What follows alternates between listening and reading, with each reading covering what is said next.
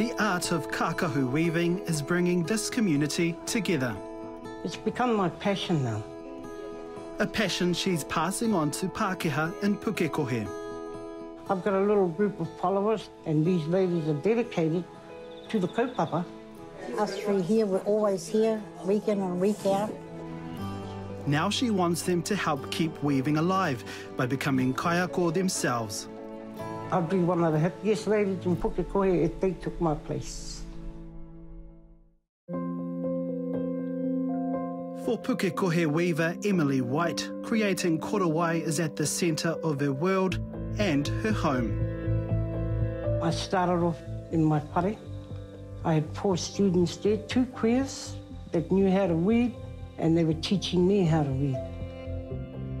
10 years ago, she started a journey to bring her community together by starting a korowai making class. It's an idea she picked up after attending weaving classes at Papakura Marae. When I first went to Papakura, I walked into those double doors and I saw every walk of life in that room learning to do korowai. That's when it became my passion, because there was Indians there, Chinese, men, kids and women, all learning to do the korowai. Her weaving class, Whāriki o Te Ao, is held every Wednesday and is no longer taught from her home, Morning, Shirley. but from a humble shed outside Ngā Hui Marae in Pukekohe. Now the kaupapa is, I'm your kaiako, Emily Whyte. Emily's kaupapa is teaching students the art of korowai or Kākahu weaving, The first one goes around. using traditional methods but with non-traditional materials such as cotton. You notice what's happening now? One side is getting longer than the other side, you can see it. 500 weaving students have passed through Te Whāriki o Te Ao. Glennis Robinson is one of the students who've been under Emily's wing the longest. I was thinking about doing it for a couple of years before I had the courage to go along, and I'm glad I did. Although she's pākehā, her husband and tamariki are Māori. I always wanted one for my own family, so now they've all got one each.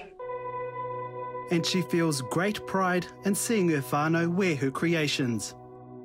I've got a son in Scotland that I made one for. He didn't know I was making it for him. I took that over, and when I opened it up and gave it to him, and yeah, he was beside him. So he couldn't believe it, yeah. And she's also made korowai for her mokopuna. The older one wore hers at a graduation up here at the Marae. She was really proud to wear it. And she looked really good in it, you know, and I felt really proud. Oh, I made that, you know. Emily says she doesn't know how much longer she will teach the class, but she wants her pākehā students to carry on her legacy. They're here every week and they look after the place. These ladies here, they've been with me 6 years now. And I always put them in my corridor when we do a display. I always mention these ladies, and they're there beside me so my Māori people can see who they are, who I'm talking about. And because their work, they're showcasing their korowais there, and then you get a lot of good talk from the Māori people back here. You have some of them coming up here and say, oh, these ladies are the bomb, you know. For Glennis, taking over the class comes with its own challenges. Emily wants you to take over her class when she retires. Is that something that you want to carry on? Yep. She's taught us well, but for us to teach other Maori students and that, it's a bit difficult for a pākehā to teach people when it's their tradition, which it's theirs, but we're keeping it going. In the last decade, Emily's gone to great efforts to showcase the works of her students in public. Nansi Thompson is the facility manager of the Franklin Art Gallery in Pukekohe. And over the years, she's developed a close bond with Emily.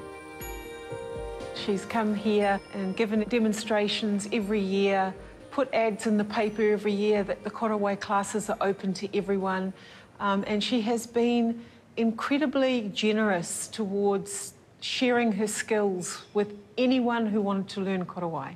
Emily says her classes are about inclusiveness. How have you seen that play out in the community? For someone like Emily to come from Pukekohe, to come from this past of Pukekohe and to have that openness, it's sort of healing in a way, you know, she's healing. The metaphor of weaving goes further than the korowai in the work that Emily does. And Nansi can see Emily continuing to strengthen the threads she's already woven.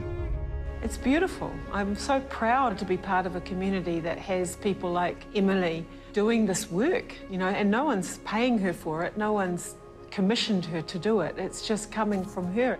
I haven't seen anyone else doing what she does.